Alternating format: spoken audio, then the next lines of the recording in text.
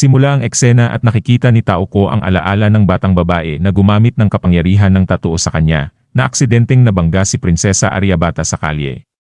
Ininsulto siya ni Aryabata at inalok ng pagkain kapalit ng pagdila sa kanyang boots.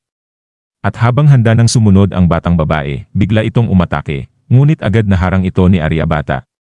Nag-alala si Kapitan Agita, ngunit sa halip, natuwa si Aryabata at tinawag siyang maliit na ligaw na kuting at biglang hinalikan ang batang babae. Pagkatapos, hinahangaan ni Prinsesa Aryabata ang katapangan ng batang babae at nalaman niyang pangalan nito ay Iltutmish. Nagpalit ang eksena kay Tom na nagbabala kay Siggy na tumakbo dahil si Iltutmish ay isang mamamatay tao mula sa kaharian. Nagulat si Siggy at kinilala na ito ay si Taoko. Tinanong ni Tom kung kilala niya ang batang babae. At bigla naman nagsalita si Taoko na hinihiram niya lang muna ang katawan nito. Nalilito si Siggy at humihingi ng paliwanag. Galit na kinokondena ni Siggy ang ideya ng hustisya ng kingdom. Subalit, tinanong ni Taoko kung ano ang hustisya. Agad naman sinabi ni Tom kay Siggy na gamitin ang blood bag sa loob ng kahon para i-activate ang kanyang tattoo, ngunit binalaan siya na huwag gamitin ang void. At agad tumatakbo si Siggy papunta sa kahon, subalit pinigilan siya agad ni Taoko. Samantala, ipinapakita si Izzy na nakikipaglaban at umiiwas sa mga atake ng kanyang kalaban. Tinukso ni Izzy ang kalaban dahil sa dalawang pagkakamali nito na hindi siya pinatay agad at sinira ang uniforme niya at agad inatake niya ito at tumakas.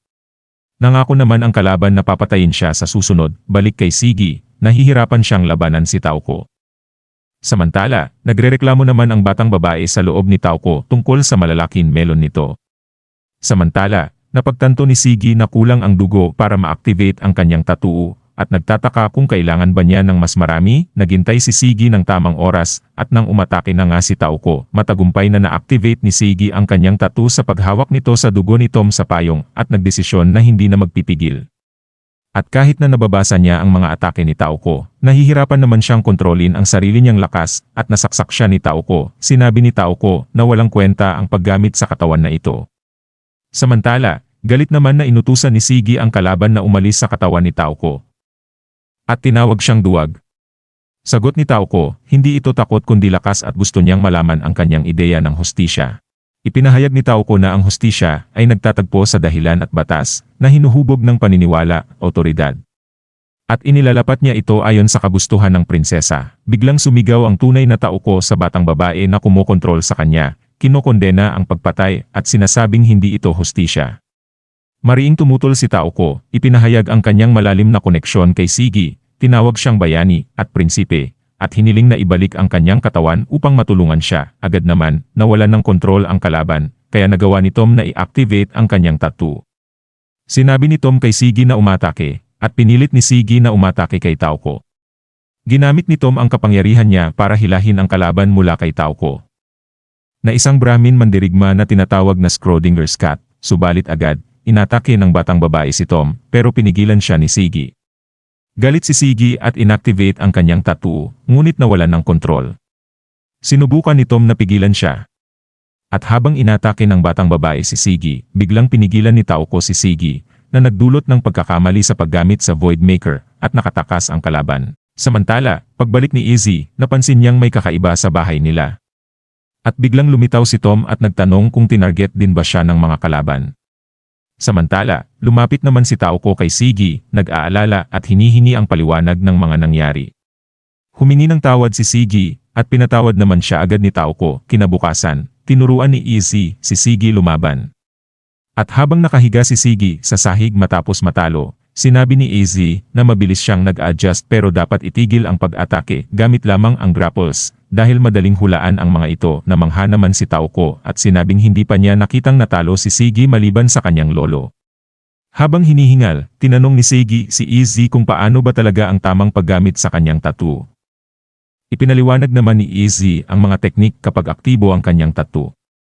Samantala, inalok ni Tom na takpan ang tattoo ni Taoko gamit ang sticker. Ipinaliwanag na madaling matanggal ang kopya ng tattoo tulad ng sa kanya.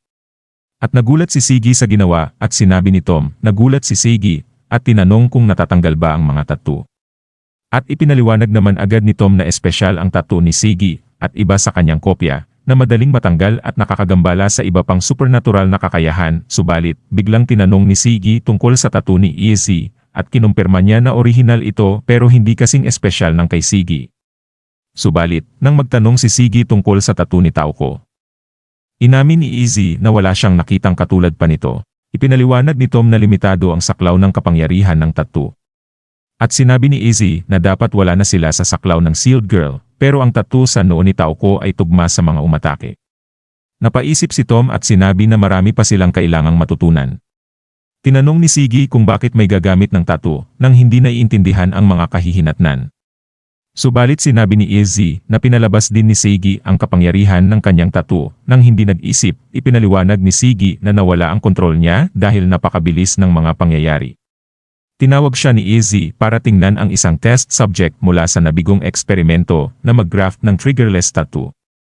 Sa pagkabrutal agad tinakpan ni Siggy ang mga mata ni Tauko para hindi makita ito. Ipinaliwanag ni Izzy na nagwala ang Void Maker, na agad na kinain ang laman at buto, at walang pinipili sa pagitan ng buhay at di buhay na materya. Binalaan niya si Siggy na delikado ito, at kailangan niyang mangakong hindi gagamitin ang kapangyarihan nito nang walang pahintulot niya. Nangako si Siggy na magiging ligtas na ito. Ipinaliwanag naman ni Izzy na ang pagbuos sa drive state ay naaayon sa mga kasanayan sa pakikipaglaban at pinayuhan siyang pagbutihin ang pisikal na kakayahan. Sinabi niyang tumakbo ng 10 kilometro at masiglang pumayag si Siggy, subalit pinahinto muna ni Tom si Siggy upang ibigay ang mga device sa kanya at kay Tauko. Ipinaliwanag ni Izzy na malalaman nila agad kung saan sila at mag-aalarm ito pag may umatake sa kanila na may tattoo. Ipinaliwanag ni Tom na ang aparato ay nakakakita ng mga tao na may tattoo at mag-aalerto kung may aktibong seal. Dagdag ni Izzy na may GPS function ito na magpapadala ng kanilang lokasyon kung nasa panganib sila, upang agad silang matulungan. Naintindihan ni Siggy at naghanda ng tumakbo at nangakong hindi masasangkot sa gulo. Nagpaalam si Tauko at pinayuhan sila ni Tom na mag-ingat, at habang nakatingin sa laptop kasama si Izzy, sinabi ni Tom na ang nakakapagpaisip na kaguluhan pagkatapos ng kudeta at ang bilis ng pagtugis ng Brahmin ay nagpapahiwatig na matagal nang nag-ipon ng lakas ang prinsesa. Subalit mas interesado si Izzy kung paano nalaman ng kingdom ang pagkakakilanlan at lokasyon ni Siggy nang napakabilis. Binanggit ni Tom na wala naman leak sa kanilang mga resources, kaya't inisip ni Izzy na na-detect ng kaharian ang kapangyarihan ni Siggy nang una niya itong i-activate. Hinimok ni Tom si Izzy na dalhin na lang si Siggy sa Amerika dahil hindi nila kayang protektahan ng silalang laban sa kingdom. Nag-aalangan si Izzy at humiling ng oras para mag-isip, samantala, humihingi ng tawad si Siggy kay Tauko habang tumatakbo. Pakiramdam niya ay kasalanan niya ang lahat. Subalit sinabi ni Tauko na wala siyang ginawang mali. At inamin ni Siggy na nalilito pa siya at humingi ng paumanhin. Bulong ni Tauko na masaya siyang kasama si Siggy sa gulong ito pero hindi ito narinig ni Siggy at tinangkang magtanong. Subalit agad na tumakbo si Tauko at inudyok niyang bilisan ni Siggy, subalit may biglang tumalon sa harap ni Tauko kaya siya huminto. At nakita nila ang isang pusa at ang pamilya nitong kumakain, samantala, nangako naman si Siggy na protektahan si Tauko at magiging mas malakas. Napansin ni Tauko ang kumpiyansa ni Siggy at sumakay agad sa kanyang bisikleta, habang agad naman itong hinabol ni Siggy. Samantala, makikitang pinag-usapan ni Lakha at Iltutmish si Siggy. Tinawag siyang inosente, ngunit mayabang. Sinabi ni Lakha na bantayan na lang muna nila si Siggy dahil mukhang hindi pa alam ng US Army ang tungkol sa kanya. Lipat ang eksena habang iniabot ni Lisa kay Izzy ang isang intel dossier tungkol sa kanilang susunod na target. Nagpasalamat si Izzy at sinabing magiging kapaki-pakinabang ito. At sinabi ni Lisa kay Izzy na wala pa ring balita tungkol sa Weisman at tinanong kung bakit siya tinatarget ng kingdom, subalit wala namang ideya si Izzy.